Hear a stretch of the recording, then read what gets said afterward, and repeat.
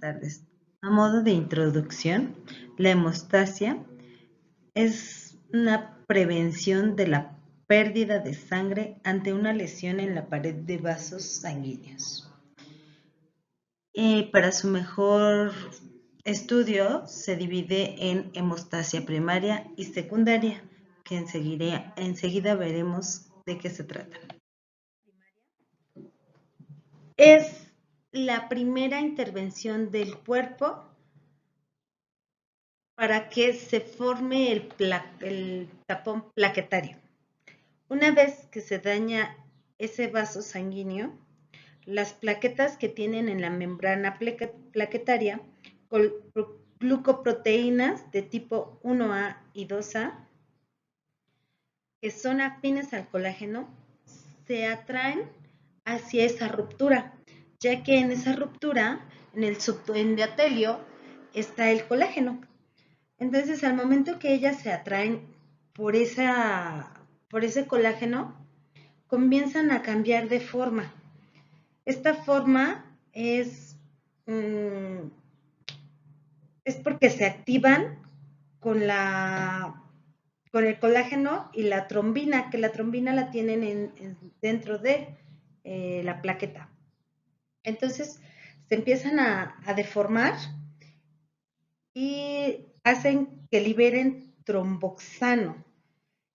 Este tromboxano y también sacan gránulos que contienen ADP y serotonina, lo que hace que las plaquetas expresen en su membrana el factor 3. Este factor 3 es es donde se empieza la cadena de coagulación o la vía de coagulación que es vía extrínseca. Entonces, en el momento que se empiezan a deformar, le sale a la plaqueta pseudópodos. Estos pseudópodos son como manitas que se encargan de unirse, pero no se pueden unir solamente así. Existe el factor von Willebrand, que es el que les ayuda a adherirse mejor, a que esa unión sea un poco más fuerte, estable. No es fuerte, es estable. Pero necesitamos que se desencadene esa cadena cadena de coagulación para que esta unión dé una fuerza estable. Enseguida platicaremos de esa cadena.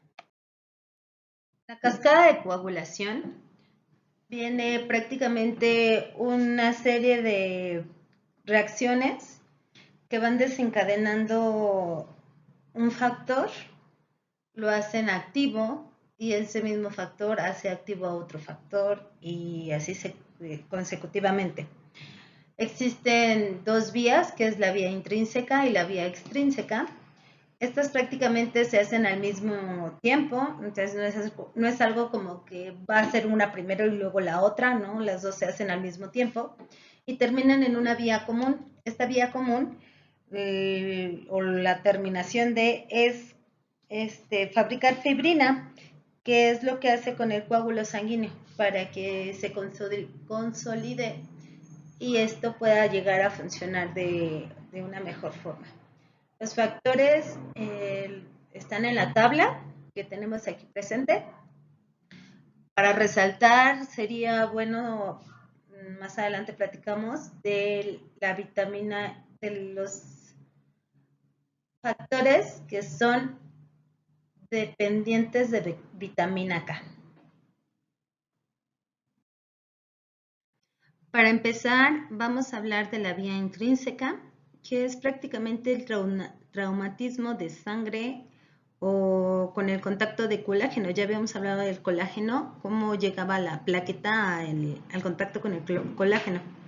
Recordemos que el colágeno es negativo, entonces al momento de que el factor 12 tiene el contacto con ese colágeno negativo y el cininógeno de alto peso molecular, se activa el factor 12, el cual al activarse el factor 12, tiene la capacidad de activar una molécula que se llama precalicreína. La precalicreína se convierte en calicreína, la cual genera retroalimentación positiva. ¿Qué es esto?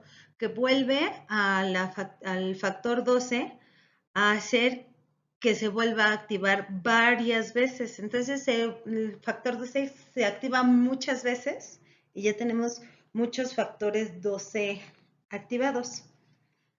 Esto con la calicreína con el factor 12 activado activan al factor 11, el cual se activa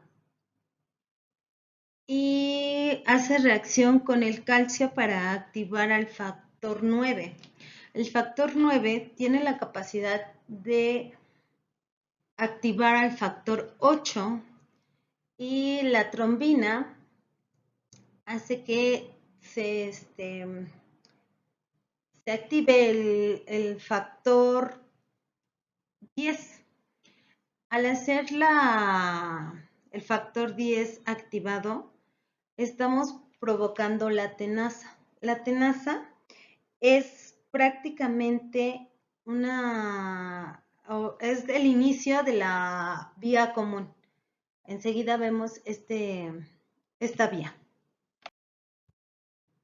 Antes de ir a la vía común, nos vamos a pasar a la vía extrínseca, que es por medio del traumatismo tisular. El traumatismo tisular, a la hora de que la membrana se daña, libera una sustancia o un factor, que es el factor 3. En el factor 3 encontramos fosfolípidos y enzimas proteólicas. Estas hacen que se active el factor 7. Al momento de que se activa el factor 7, junto con el calcio y con el factor 10, se activa el factor 10 teniendo la tenaza. La tenaza es el factor tisular más el factor 7 más el calcio. Esto hace que se active la protombina. La protombina, veremos por qué es tan importante tenerla. La protombina es una enzima que se encarga de degradar 4 péptidos de fibrinógeno y al activarse generamos monómeros de fibrina, que estos se entrelazan o se entrecruzan en forma de fibras de fibrina. Esto siempre es en presencia del calcio, solo que forman puentes de hidrógeno, lo que hace que esta unión sea muy, muy débil. También lo que hace la protrombina es activar el factor 13, que es el estabilizador de la fibrina. Por eso en el momento que se activa, esto tiene como mucha potencia, mucha fuerza. Ya no es nada más tener las fibras de fibrina sueltas, sino ya es tener algo más compacto. Son enlaces covalentes, ya son más fuertes. Entonces es la importancia de que llegue a ser esta vía común, tanto la vía intrínseca como la extrínseca, ya que una vez que se juntan ambas, tenemos que el factor 13 es el que va a hacer que esa unión sea mucho más fuerte y estable. Bueno, para concluir, hablaremos un poco rápido de la fibrinólisis. La fibrinólisis es prácticamente el paso que hace que se destruyan los coágulos. Como anticoagulantes sanguíneos tenemos las fibras de fibrina, antitrombinas y heparina. La heparina es muy lenta, entonces al activarse con la antitrombina 3, esto hace que sea mucho más rápida. En los tejidos y endotelios que se dañan liberan un activador de plasminógeno. Esto tarda aproximadamente como una semana. Cuando se activa el plasminógeno, quien forma la plasmina es una enzima que destruye coágulos, degrada el plasminógeno. Esto del plasminógeno es una enzima, una proteína que está encima de la malla de fibrina, de la malla que se hizo para que se taponeara o se hiciera ese coágulo para que dejara de sangrar. Encima de esa malla de fibrina está la proteína que se llama plasminógeno. Ese plasminógeno es el que degrada la plasmina. Bueno, creo que sería todo. Muchas gracias por su atención. Bonita tarde.